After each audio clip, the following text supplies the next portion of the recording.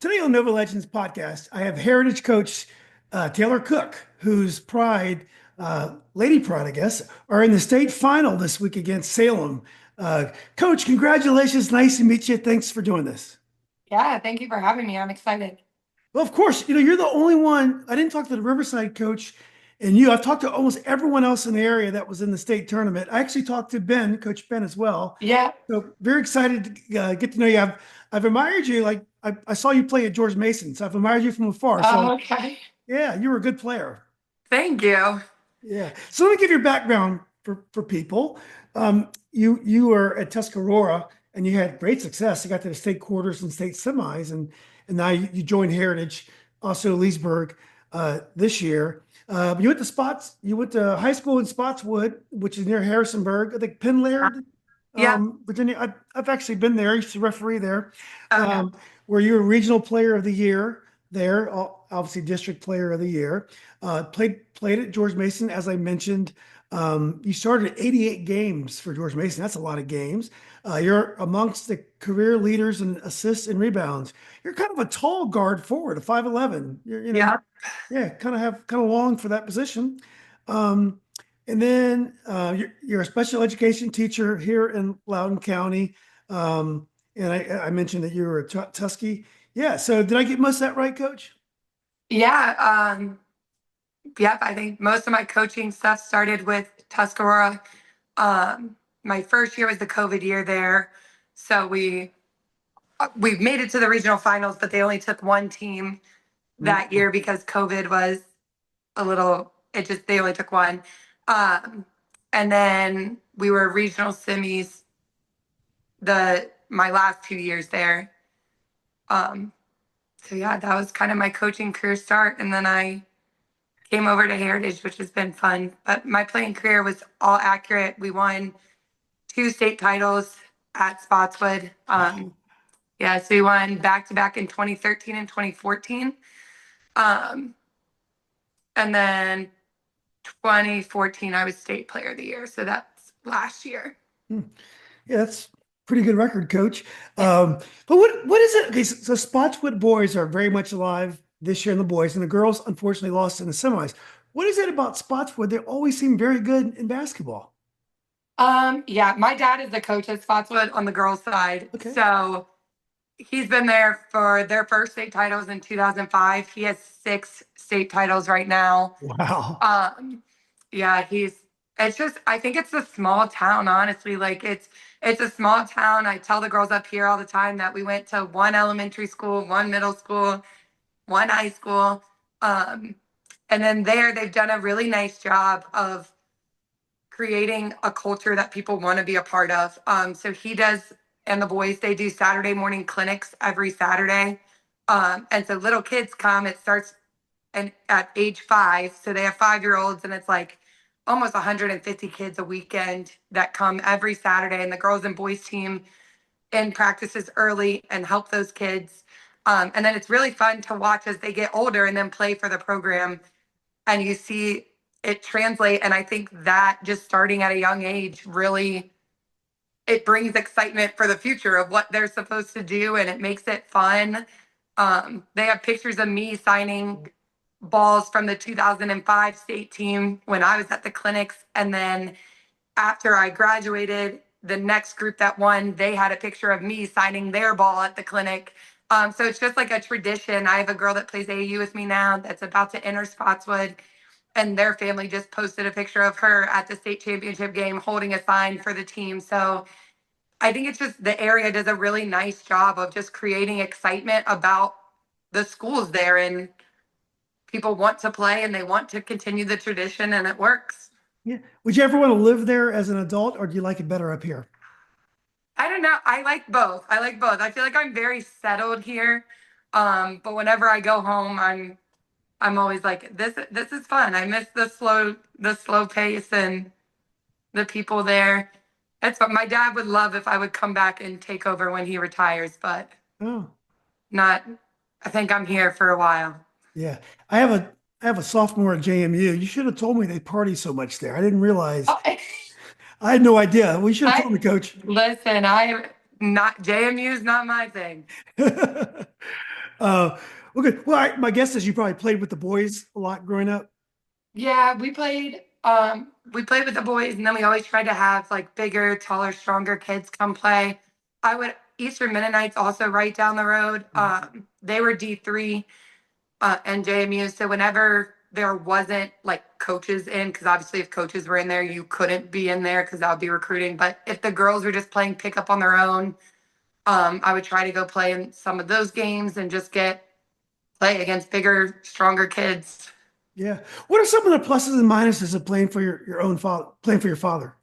Um, well, the first 2 years were a little challenging. I say I'm very energetic, and I'm super stubborn. And so my dad and he's the exact same as me. So we would butt heads a lot. My freshman year, we lost in the state championship game to Millbrook.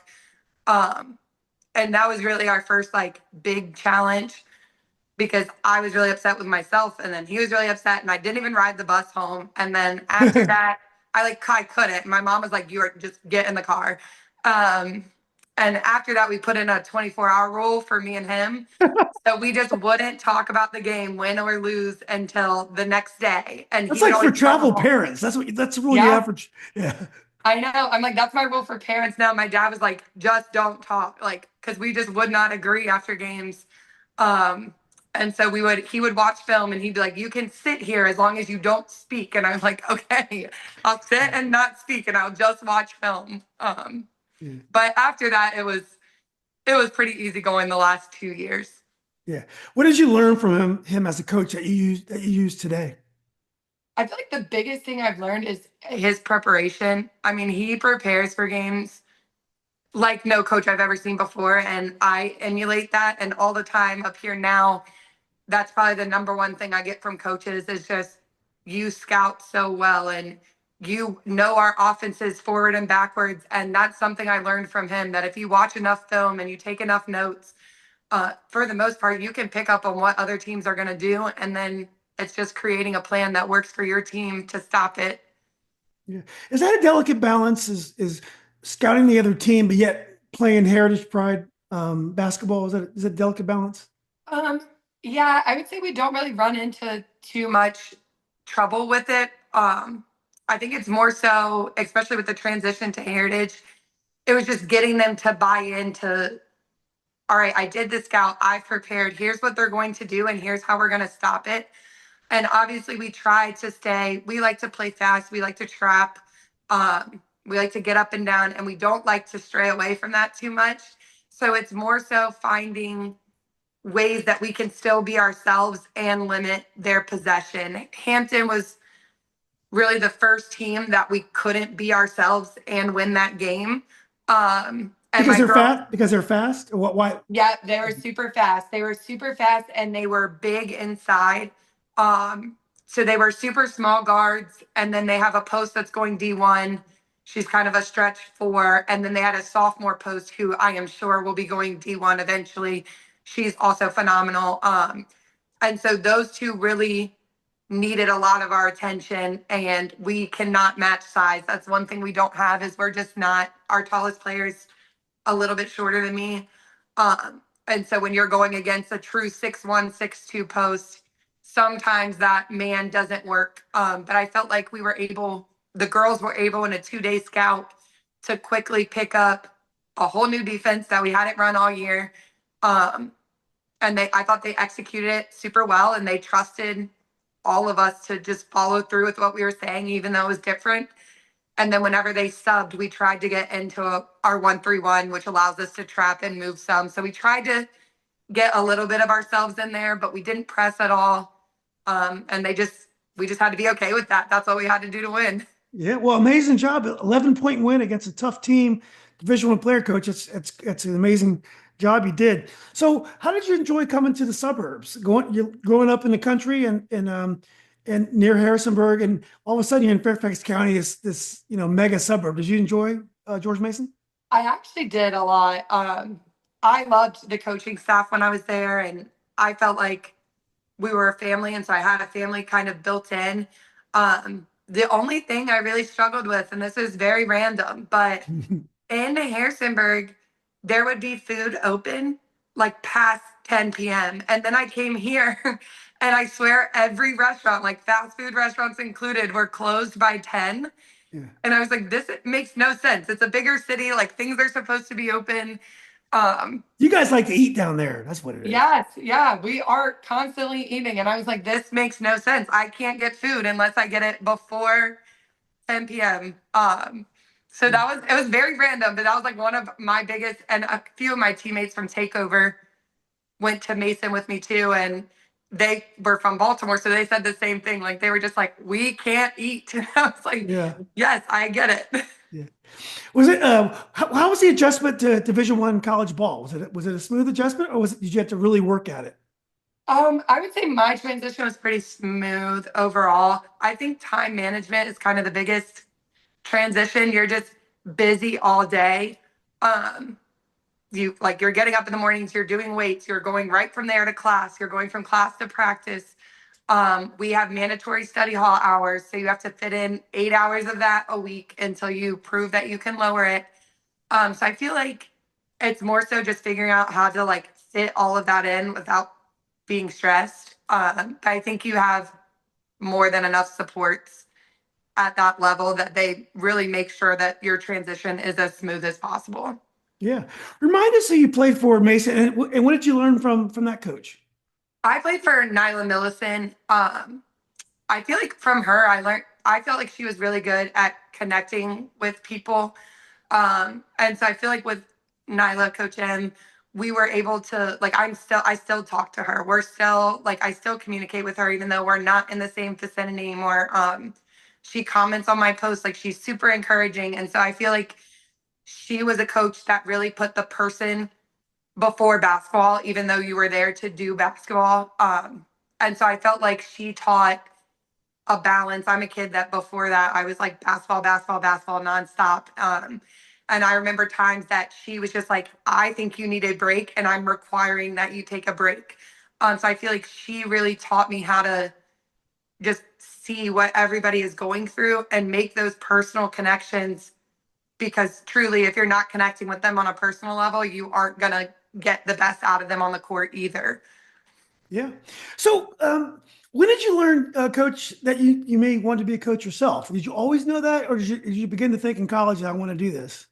Well, I actually tried really hard not to be my dad. I went into college and I was like, I'm not my dad. My whole life, I just heard like, you're just like your dad. You're just like your dad. And I was like, nope, I'm going to create my own path. He's obviously very well known and he's a great coach, but I was being a stubborn teenager and I was like, I am not doing that. I'm my own person. And so I actually swore that I was never going to coach. Um, and then I went back home for a basketball game after I graduated. He was in the state playoffs again. And I sat behind his bench, and my old takeover coach was there recruiting a kid. And he was sitting with me. And all of a sudden, I just looked at my takeover coach and I was like, please hold on. I have to go tell my dad something. And mid game, I got up and I was like, Dad, I don't even remember the adjustment at this point, but I was like, if you don't adjust, you're going to lose. And I told him what I thought he needed to do. And I came back and sat down, and the takeover coach was like, you're coming to coach for me, whether you want to or not. Mm. And so I took an eighth grade team for him that had like Maddie McDaniel, Sanaya Jaw, like all of those big names. And I was like, okay, like I'm really not sure if I'm the best person for this job. But then after that, I had so much fun doing it. The takeover family took me on as an assistant at Bullis for a year. Hmm. And then after that, I decided that I wanted to try to get a head job, and I just started applying in Loudon. And it worked out. Why Loudon? Why'd you decide you wanted to be in Loudon? I was moving out here, so I got married. Well, hadn't gotten married yet. I just got married a year ago, but I was dating somebody and was moving out to Loudon. Um, and so I was like, I'm just gonna start applying to schools out there. I had applied at Light Ridge and Woodgrove, and then Tusky was the third school that I applied at. And obviously, I landed the Tusky job. So So you got a head job in basically your second year of coaching?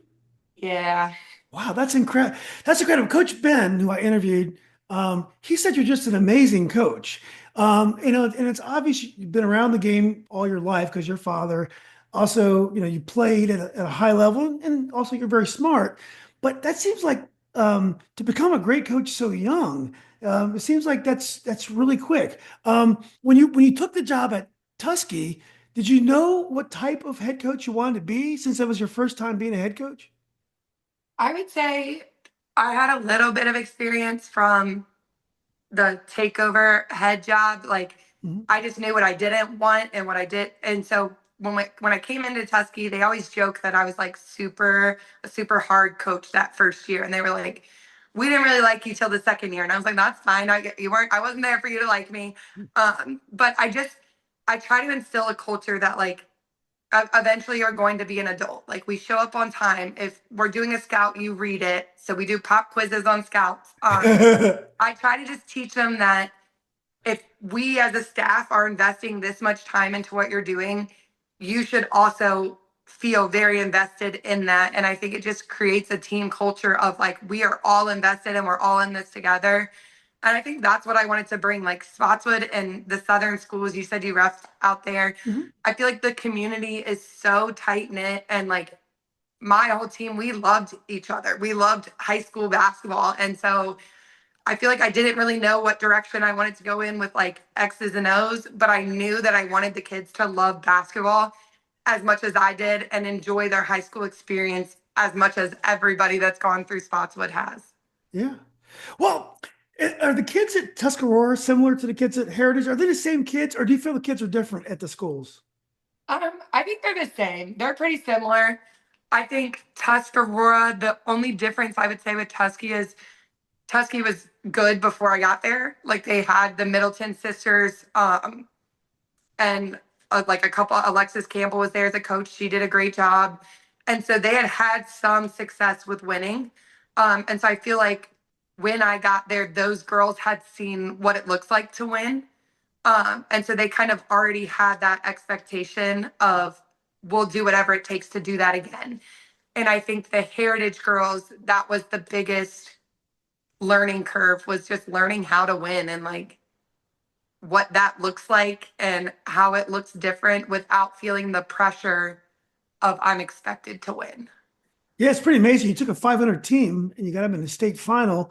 And unfortunately, I'm not putting a guilt trip on you. Your team you coached last year didn't do so well, coach. So you're obviously you're doing so well. Before I get to your basketball at Tusky, I did want to ask you, teaching special education. Now, I have talked to some coaches.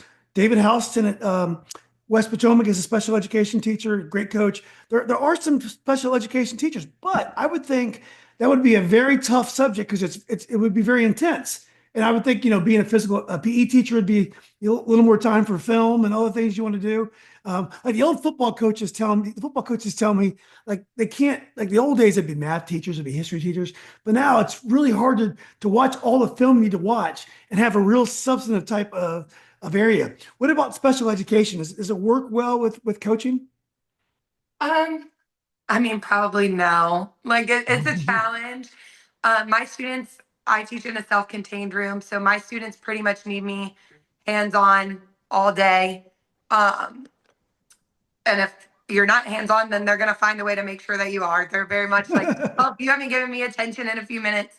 So there's not as much time. I do my TAs and I work very well together, so I do get a 30-minute break during the day as a lunch, which I know some program teachers don't get.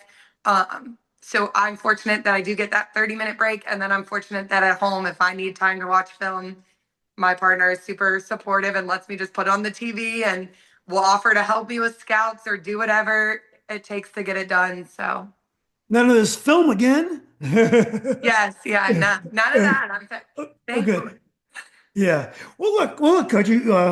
I'm friends with a woman. You coach her daughter, Dugan, Yeah, because I know her, Adriana. But I know you guys lost. Well, first of all, she made a great shot to win a yes. game in the state last year. That was awesome. So I posted it on Facebook. But I know you had two losses in the state playoffs the last 2 years. Were they hard to get over? Do you still replay those games in your mind? I feel like the hardest one was 2 years ago. We lost in the state semis. on a buzzer, like we were fouled. We were shooting 2 free throws with no time left on the clock. Actually, 3 free throws. Our player made the first one and then she missed the next two. So we lost that game by one. Oh That gosh. one, yeah, was tough. And it was literally a repeat. My dad was at the game, and that was the same way we lost the game to go to the state championship in high school. So, like, for me watching it, I was physically reliving my high school days. Like, I was like, oh my gosh, this is torture because I know the exact feeling as a player. And my dad afterwards said the same thing. Like, he was like, oh my God, that just brought back every memory I had of that game. I felt like last year we made it to the state semis. Delaney hit a phenomenal shot against an undefeated Charlottesville team. We just didn't. I mean, Woodgrove was a powerhouse last year. We just didn't have the bodies. We had graduated 6 seniors the year before. And so I think it was a huge testament to our girls last year that we even made it to the state semis. We were playing with only one returning starter, and the girls the year before really didn't get much playing time because of the situations that we were in. So we were basically in the state semis with a brand new team, and we put in a whole new system because our old system just didn't work as well. So I was super, I feel like I was just proud of that team. Like, I was proud of their buy-in. I was proud of their effort. I was proud that we made it there.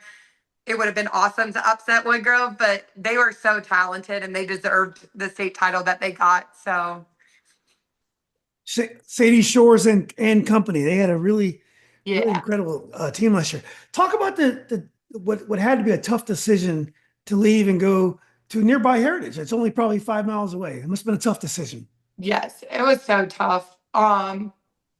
It wasn't easy. The Heritage girls were kind of reaching out to me. I coached some of them in AAU, and they were asking me to apply. I was talking about it with my family, obviously, and I was very torn. I'm like I said, we grew up in a small town. There's no transferring. There's no moving schools. There's no like that doesn't happen. You're at your location and you stay there. Um, so I had a really hard time. I loved my AD at Tusky, and he is getting close to retiring. And so I was like, I don't know if I want to be in this location without him. Like, he brought me in, he put so much trust and faith into me.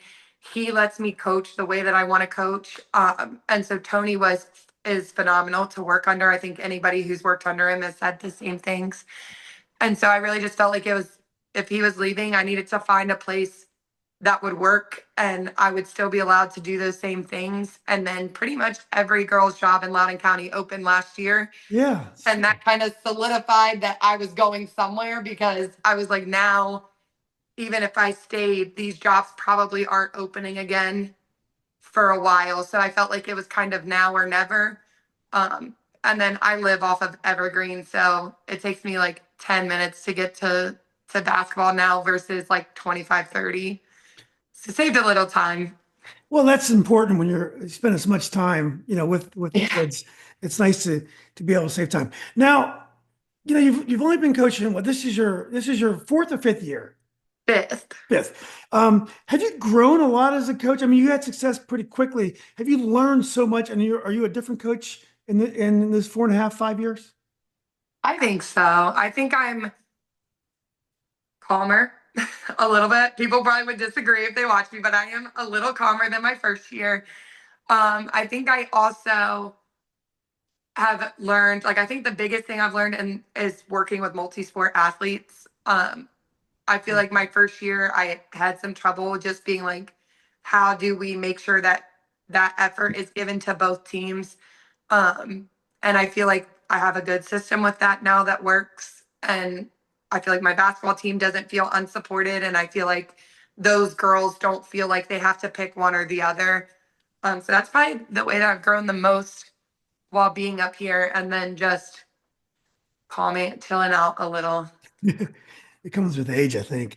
Yeah. Was it the same adjustment you mentioned earlier? The Tuskegee girls had to get used to your kind of discipline when you first got there. Was it the same with the Heritage, or they knew you from AAUs, so you had buy-in at least with several key players? I feel like it was different. Like, when I entered Tuscarora, I had nothing behind my name. I had never been a varsity coach. Mm. I'd never, and so I think it was kind of a two-way street. Like they were probably like, why do we need to respect you so much? You're young. I was also 23, I guess, when I took that job. So I was young. Um, I was coming in with nothing to be like, hey, I've done this before. Like I was just kind of like, hey, this is what I think we should do. And can you guys get on board? And so I feel like I had to force it a little bit more. I feel like going to Heritage, it was just easier because they have obviously played against me every year that I was at Tusky. We're in the same district. So they kind of had seen Tuscarora's success. And I think they were like, that's what we want. And so whatever Coach Tayler says, we'll do. So I don't feel like I had to prove myself or earn the right to be there as much at Heritage. Uh, but they got on board fairly quickly. Yeah. Well, you got to shape up or you're going to ship out with Coach Cook around here. Well, let's talk about your team first. I went through your stats online, and you have very balanced scoring, and it looks like you play a lot of players. I did see your Loudoun Valley semifinals of districts. I got there for the second half, and you were already well ahead, so I didn't get a chance to see. But I was impressed with what I saw. But Elisa Stanford is your leading scorer, at least online. She's a junior, 11.7 rebounds a game. Caitlin Puzinski, senior, 8 points a game. I think Kiara Stanford, sophomore, I guess probably sisters, about Yeah. 7 points a game. And then Riley Mikitka, 6 points a game. I think she's your leading assist person.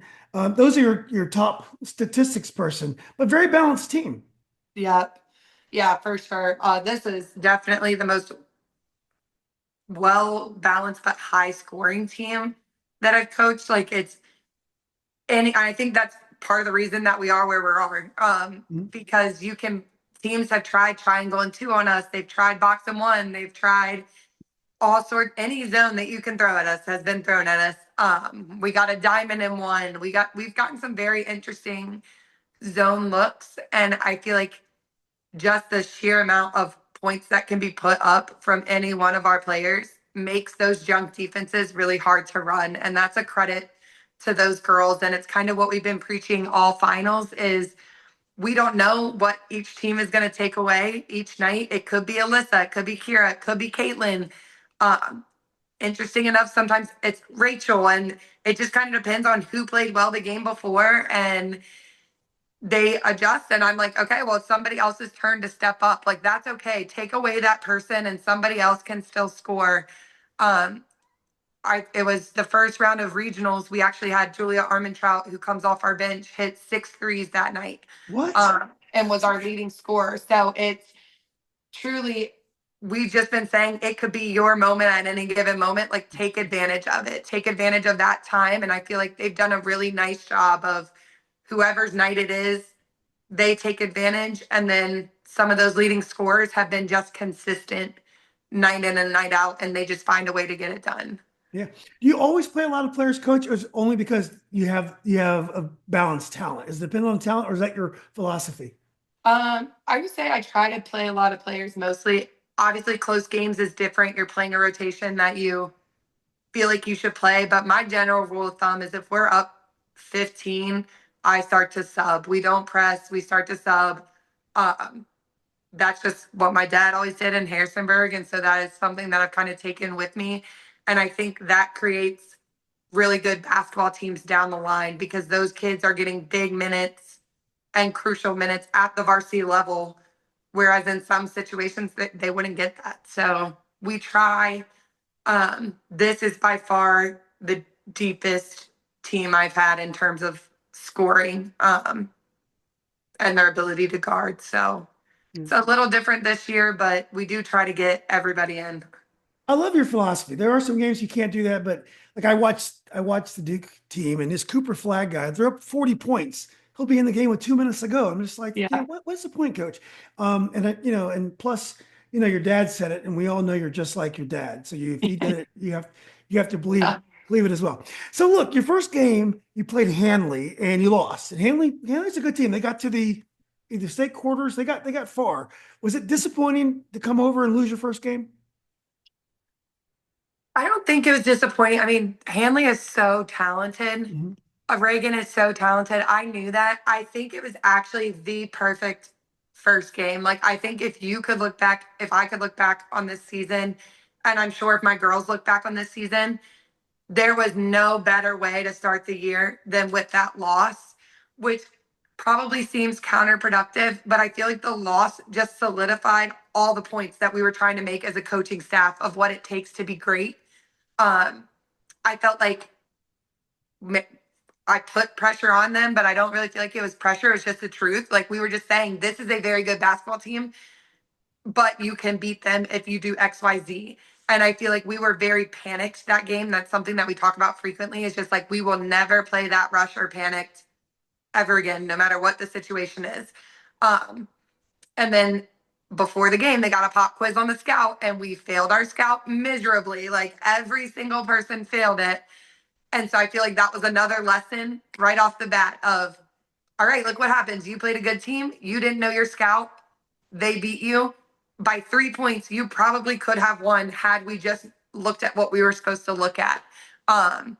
And ever since then, they come, I don't even give quizzes to them anymore, because they come, they have handwritten the scout on a piece of paper, and they're all studying it when I walk in the gym. And so I'm like, had we not lost that game, had we gone undefeated for X amount of time, then when adversity hits, they wouldn't have not known what to do. So I'll take that first loss if that's what got us here.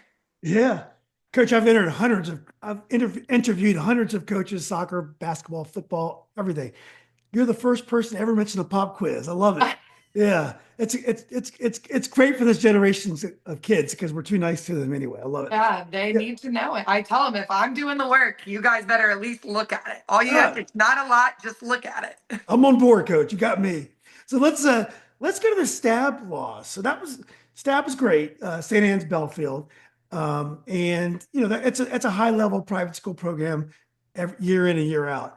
Was that a tough loss for the kids? They lost pretty soundly. Did they know going in this is a team that could beat us like that?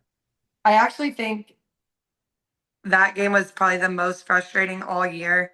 I'm trying to see, I have our stats and I'm trying to see, but the person who does them does so much better. I do not remember the exact, actually, I know how to find it. Um, quarter one. So the quarter breakdown is what was super disappointing in that game.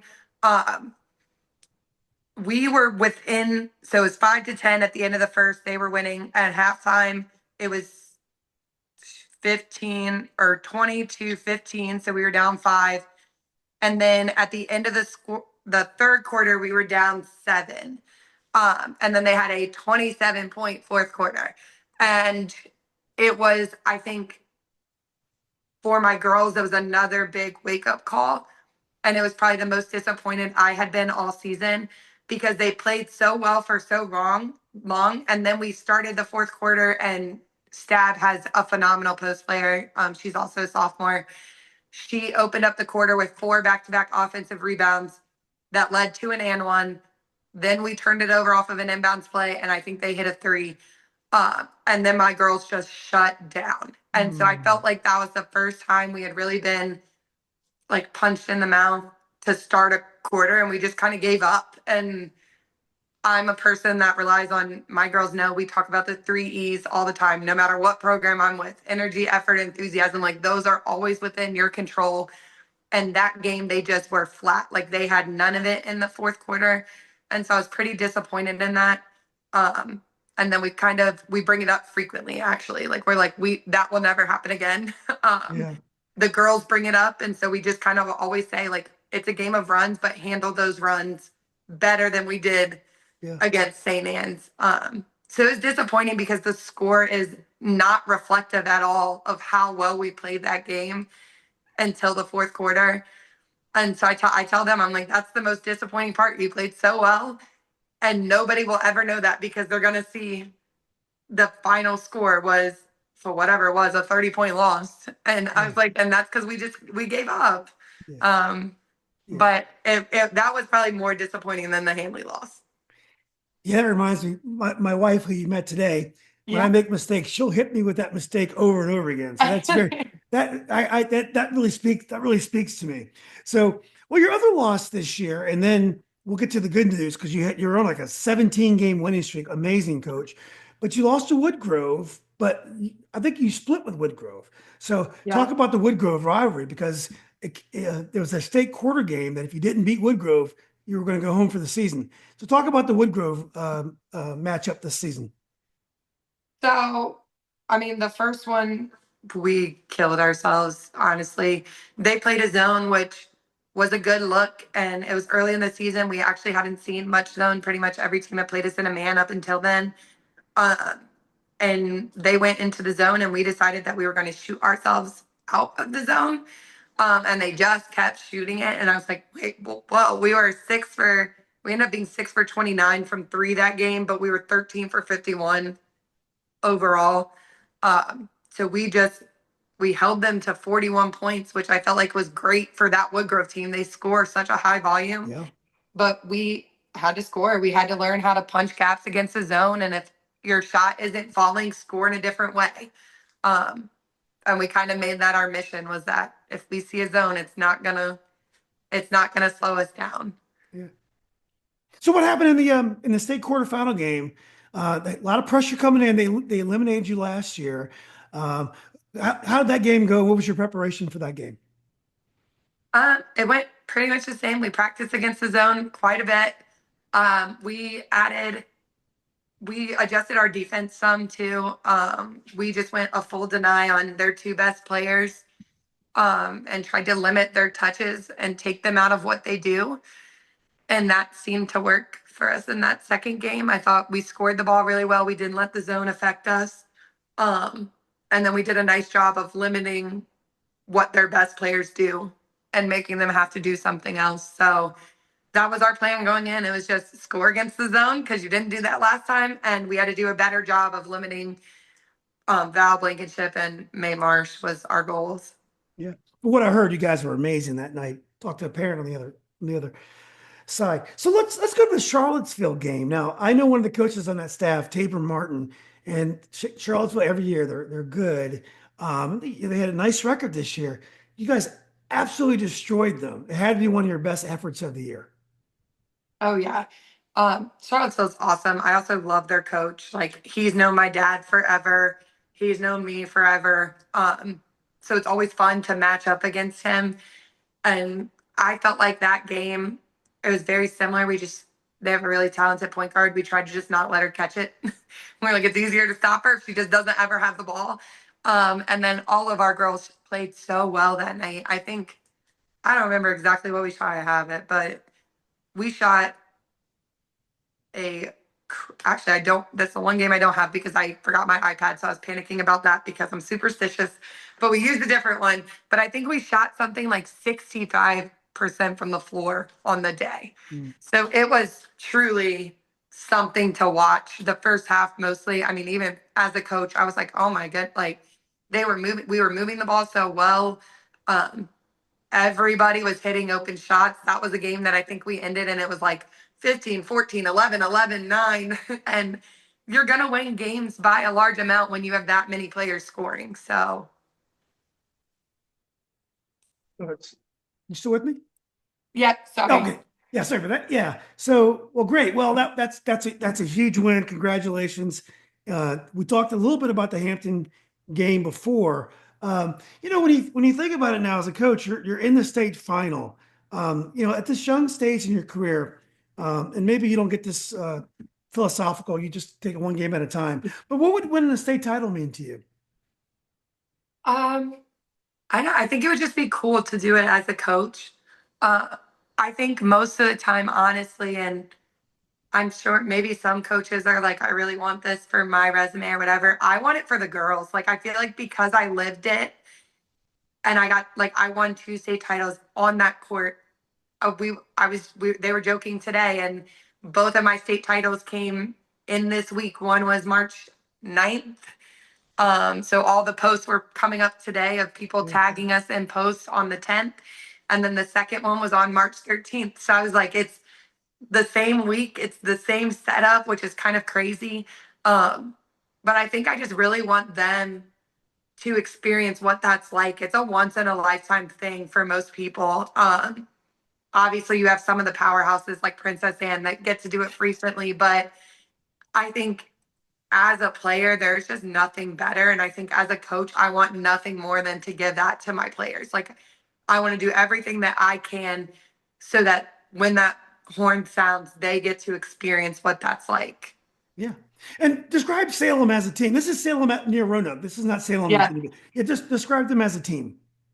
They're, they have a big post. They have two big posts that are about 6'2".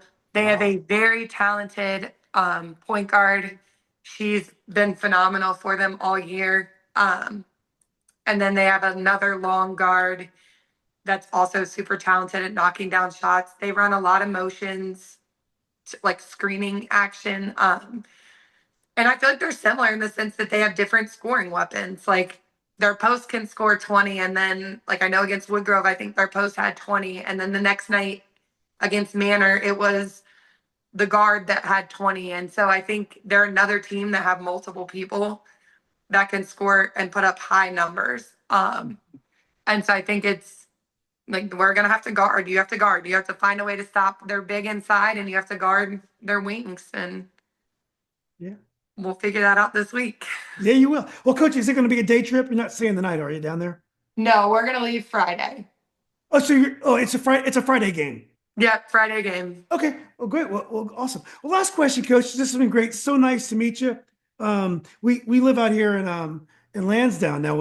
My daughter, my youngest daughter, goes to Riverside, so we're now Loudoun County residents. My older kids went to Yorktown.